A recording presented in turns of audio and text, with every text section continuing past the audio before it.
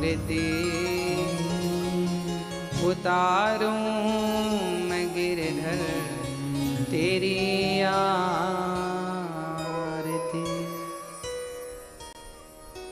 हाँ प्रिय भक्तों,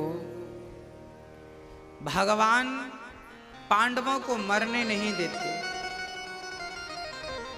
भगवान जिनके रक्षक हैं उन्हें कौन मारेगा?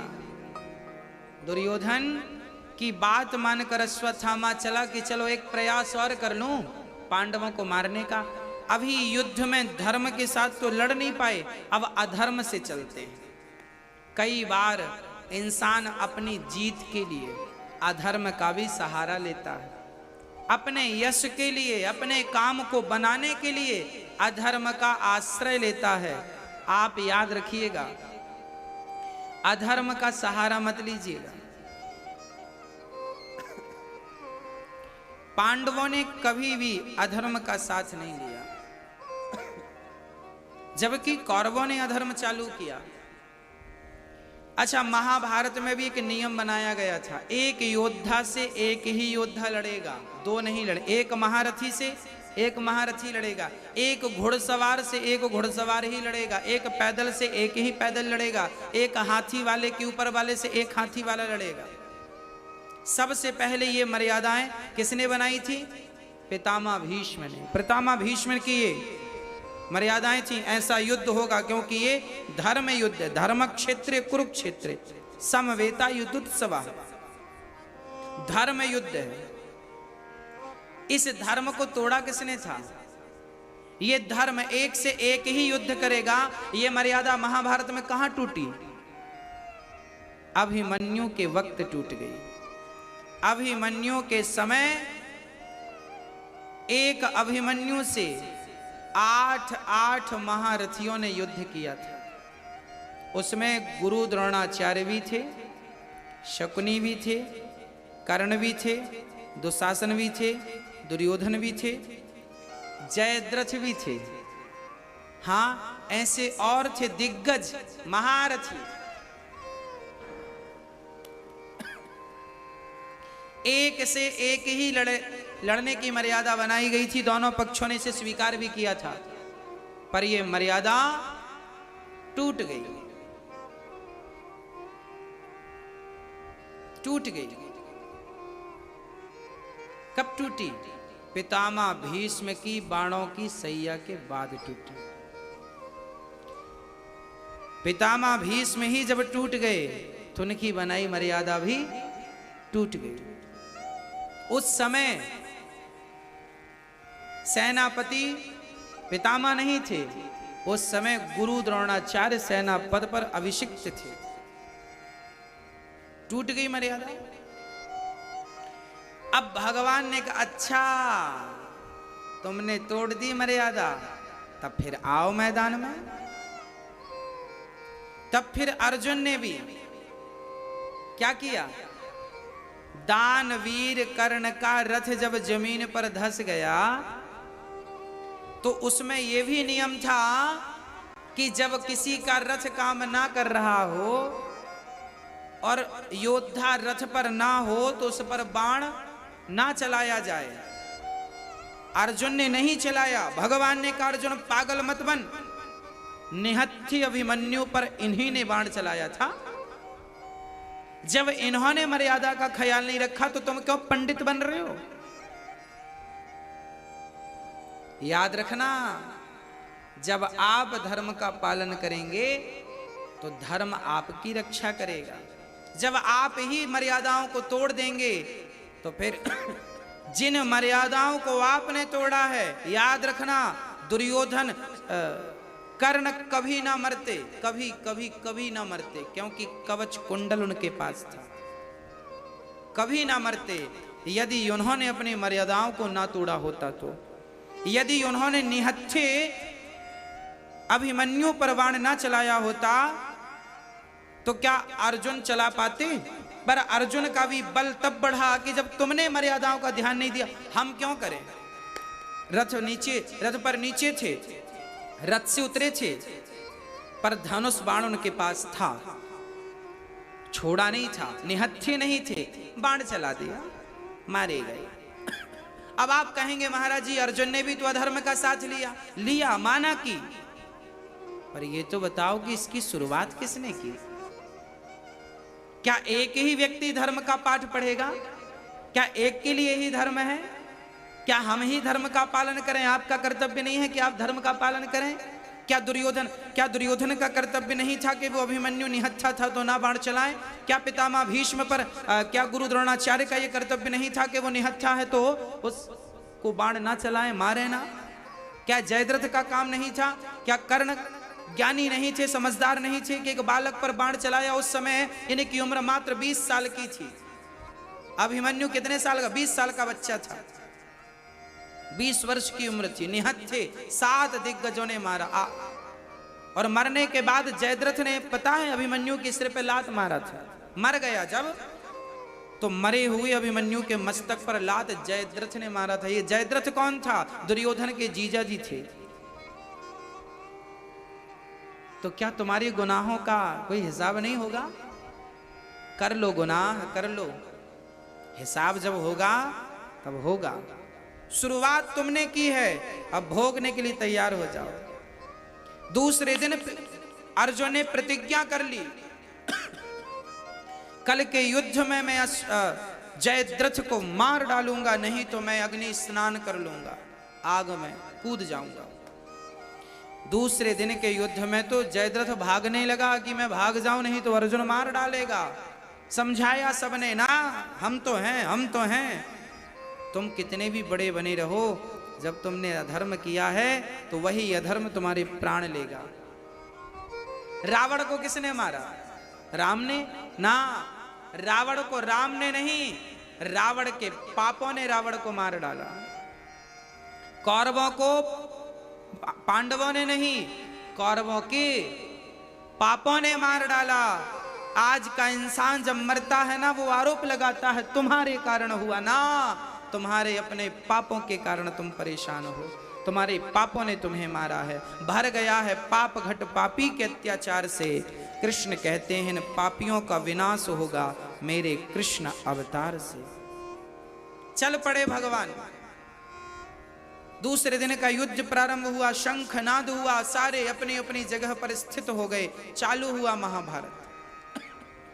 आज लंबी सेना के बीच में जयद्रथ को नियुक्त किया गया। बड़ी सिक्योरिटी थी, कोई पक्षी भी पर नहीं मार सकता, इतनी सिक्योरिटी टाइट। अर्जुन बहुत दूर थे, परंतु जब शाम होने को आई, सूर्य अस्त में मात्र 1 घंटा शेष रह गया, तब भगवान समझ गए कि अर्जुन तो जयद्रथ तक पहुंच नहीं सकता। देखिए, जब आप भगवान के चरणों में समर्पण कर देते हैं तो फिर भगवान ही आपके लिए मार्ग प्रशस्त करता है। भगवान समझ गए कि ये तो नहीं पहुंच सकता, तो भगवान ने युक्ति निकाली। भगवान ने दिन को ही रात कर दिया, संध्या हो गई, सूर्य को ढक लिया बादलों ने, सबको लगा शाम हो गई। अच्छा, यहां मैं एक प्रश्न भी आपसे करना चाहूंगा। मुझे ये बताइए आप लोग कि भगवान पक्षपाती हैं या नहीं? मैया जी, राधे राधे, बताइए भगवान पक्षपाती हैं या नहीं?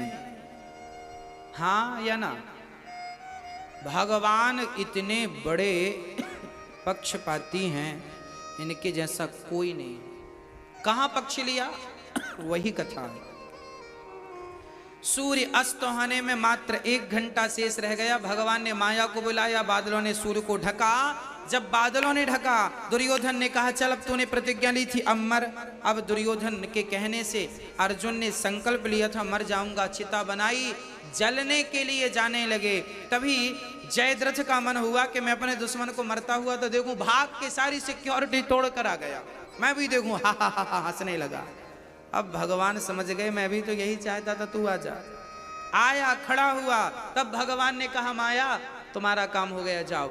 जैसी गई बादल हटे, सूर्य की किरणें, भगवान ने कहा अर्जुन अभी सूर्य अस्त नहीं हुआ, सूर्य अस्त होने में अभी भी 10 मिनट शेष रह गए। उठाओ अपना गांडीव, ये रहा तुम्हारा दुर्योधन, अपना तुम्हारा दुश्मन, और बाण चलाओ। पर याद रखना, इसका सर जमीन पर गिरेगा तो तुम्हारे सिर के 100 टुकड़े हो जाएंगे। इसलिए ऐसा बाण चलाना कि इसका सिर जाकर इसके पिता की गोद में जाकर गिरे। जो बाण चलाया, अब मुझे आप ये बताओ कि क्या अर्जुन के बाण में इतनी ताकत थी कि उसका सिर काट के उसके पिता की गोद में गिराए? इस बात का खुलासा किसने किया था जानते हैं? जब पूरा महाभारत हुआ, बर्बरीक ने इसका खुलासा किया। बर्बरीक सारे महाभारत का दृष्टा था, देखने वाला। बर्बरीक ने कहा था, अर्जुन जब तुमने जयद्रथ के लिए बाण चलाया था तो तुम्हारा बाण तो जयद्रथ का सिर काट के गिर ही गया था, पर उसे कृष्ण के सुदर्शन ने अपने ऊपर बिठाया और ले जा करके और उसके पिता की गोद में गिराया। दोनों बाप बेटे मर गए और भगवान ने भक्त की रक्षा कर ली। भगवान अपने भक्त के लिए कुछ भी कर सकते हैं। पक्षपाती बन गए, देखो ना, दिन को रात कर दिया। जैसे माँ अपने बच्चे का सदा पक्ष लेती है, ऐसे भगवान अपने भक्त का सदा पक्ष लेते हैं। हाँ, पूरा महाभारत हुआ, पांडवों को एक इतना सा दर्द नहीं होने दिया भगवान ने। क्यों? क्योंकि भगवान भक्तों का पक्ष लेते हैं। क्योंकि भगवान कृष्ण के सामने भगवान को मांगने दुर्योधन भी गया था और अर्जुन भी गया था। फर्क इतना है कि दुर्योधन ने भगवान से सेना मांगी और दुर्योधन ने सेना मांगी, और भगवान से अर्जुन ने सेना नहीं, भगवान से भगवान को मांगा। भगवान से मांगा दुर्योधन ने और भगवान को मांगा अर्जुन ने। तो जिसने भगवान से मांगा वो तो एक भी नहीं बचे, और जिसने भगवान को मांगा उसका बाल भी बांका नहीं होने दिया। बस आप समझ लो कि आपको भगवान से मांगना है या भगवान को मांगना है। भगवान से मत मांगिए, भगवान को मांगिए। पिता से मत मांगिए, पिता को मांगिए। आप मेरे पास आइए, मैं आपकी सेवा करूंगा। पिता से, पिता को नहीं। श्री भगवान बड़े प्रेम से अब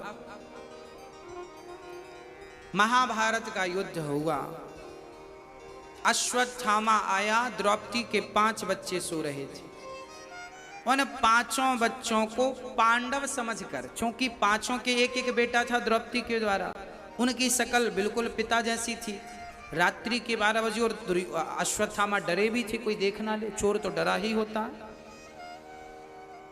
बच्चों को पांडव समझकर 5 का बड़ी निर्दयता से सिर काट दिया, गर्दन काट दी, 5 का सिर लिया, चल पड़ा। देख दुर्योधन, ये रहे तेरे दुश्मन, देख मैंने पल भर में मार दिया। दुर्योधन बड़ा प्रसन्न, वाह मेरे दुश्मन मारे गए। थोड़ी देर बाद जब ध्यान से देखा यह पांडव नहीं, पांडव पुत्र हैं, उसी क्षण दुर्योधन की मृत्यु हो गई। पहले प्रसन्नता हुई कि पांडव मारे गए, फिर दुख हुआ कि पांडव नहीं, पांडव पुत्र हैं। सुख और दुख की संधि में दुर्योधन की मृत्यु हो गई, प्राण निकल गए। और जब प्राण निकले, वाह, इसी वरदान था, श्राप था। ये छोटा था ना दुर्योधन, तो संतों के पूजा पाठ के बर्तन फेंक देता था, चुरा लेता था, बड़ा परेशान बच्चा था तो भी परेशान संतों को करता। और जब संत पूछते क्यों रे तूने हमारे बर्तन चुराए, भगवान जी चुराए, भगवान को चुरा लेता, फेंक देता यमुना जी में। संतों को गुस्सा आई, संतों ने कहा क्यों रे, और जब संत पूछते ना तो रोने लगता, बीच में पितामह जी के पास चला जाता, देखो देखो बाबा जी हमें डांट रहे हैं। संतों ने श्राप दे दिया, नौटंकीबाज, पहले हंसता है अकेले में और सबके सामने रोने लगता है, जा तुझे श्राप देता हूं, आज के बाद तू हंसा और तुरंत रोया तो तेरी मृत्यु हो जाएगी। तब से ये साथ में हंस नहीं सकता था, हंसता तो हंसता ही और रोता तो रोता ही, एक साथ दोनों नहीं कर सकता था। पर आज इसके संग वैसे ही हुआ। पहले तो पांडव मर गए, एक सुनकर प्रसन्नता हुई, और फिर ये पांडव नहीं पांडव पुत्र हैं, ये सुनकर बड़ा दुख हुआ कि ये तो गलत हो गया। उसी समय इसके प्राण निकल गए। प्रिय भक्तों,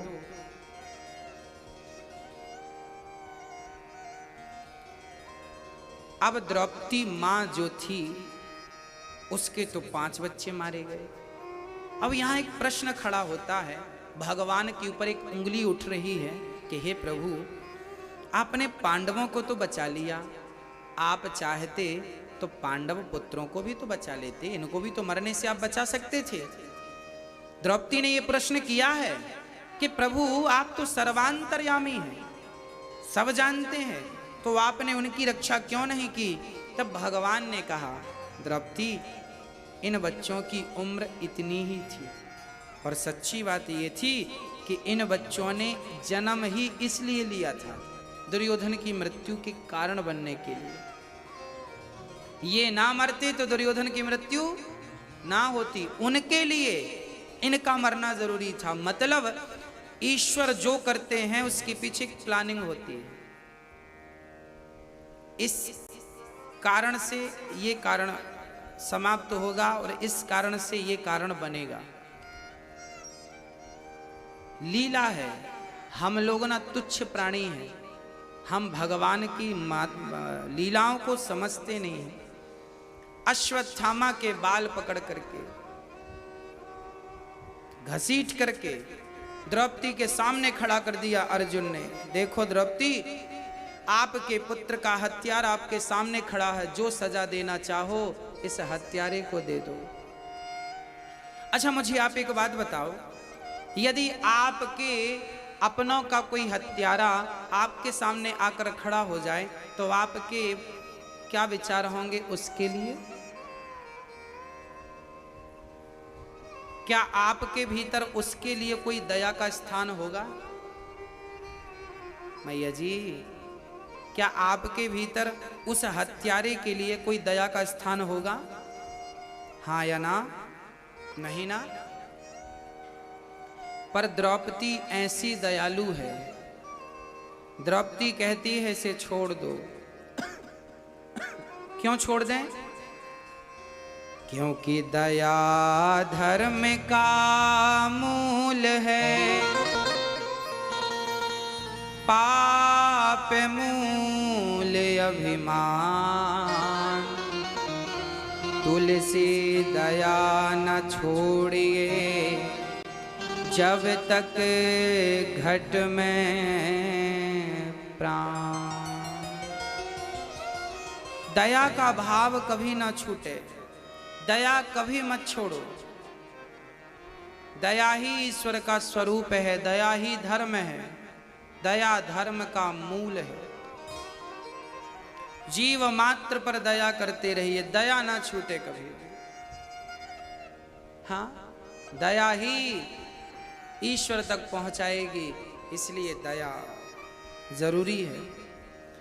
हम लोगों के भीतर ना करुणा नहीं, हमारे भीतर दया नहीं है। अच्छा दया होती तो आजकल के बच्चे अपने माँ पर ही दया कर लेते, पर आजकल के तो बच्चे अपने माँ का भी दर्द नहीं समझते। दर्द इसलिए तो नहीं समझते क्योंकि भीतर दया है ही नहीं। भाई जिसके भीतर दया है वो तो दर्द समझेगा, दया ही नहीं है तो दर्द क्या समझेगा? दया रहित हो गया है प्राणी। भगवान भी कहते हैं कि जब तुम्हें लोगों पर दया नहीं है तो हम तुम पर दया क्यों करें? अच्छा दया का उल्टा करिए, क्या है? दया का उल्टा है याद। जब आप जीव मात्र पर दया करेंगे तो ईश्वर आपको याद जरूर करेंगे। हाँ, अच्छा दया मां दया की प्रतिमूर्ति होती है, इसलिए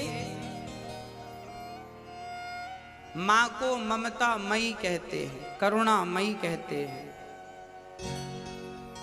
हाँ,